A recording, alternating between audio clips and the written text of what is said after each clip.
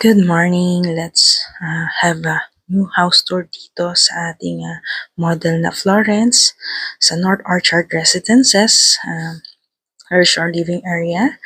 Okay, and North Orchard Residences is along Casio Road, Santa Maria, Bulacan. And here's our living area and dining and place. And meron dito tayong pwedeng stock room. Ayan, pwede nyong ayusin siya as stock room.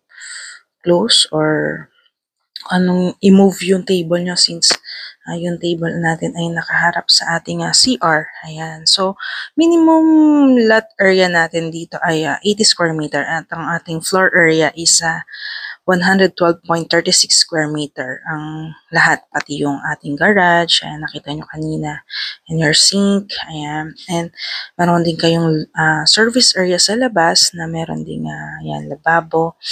So, ayan, may space pa kayo sa gilid.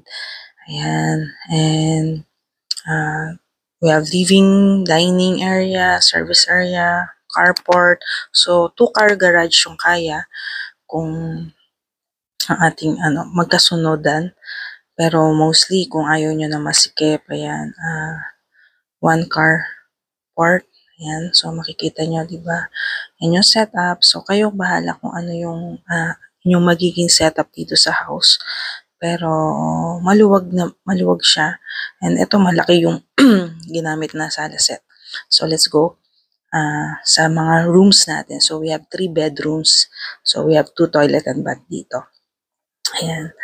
So tiles ang ating sa hagdan.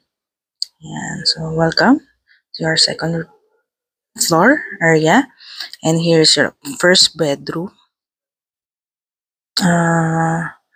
Single bed, pero look at that, meron tayong bintana, kaya yung dresser, and may table pa, study table, and look, ang taas ng ceiling. So kung magdo-double deck kayo, pwede, and we have aircon, nasaksakan for the aircon. So ang taas ng ceiling height natin dito. So kung marami kayong anak at kailangan double deck, bunk bed, ayan, kaya. So here's your master bedroom. So, cornered glass window. Ayan. So, pag magmumuni-muni, ayan, pwede kayo tumanaw. And yes, maluwag siya. Kasi may space pa doon sa gilid. So, kung imumove nyo pa yung bed ninyo. And here's our shared toilet and bath dito sa ating second floor. And typical size, and that's nice kasi tingnan nyo, meron pa kayo ample space din sa gilid para paglagyan ng mga gamit. And I'm big, 5'3" ako, tsaka medyo malapad ako, so that's the space na makukuha ninyo. And meron kasama yung sa baba ng ating sink na yan. And the last bedroom here is look, so maluwag talaga. Nilagay nila second, pero pwede pa rin kayo magmalaking bed dito. Double bed lang nilagay nila.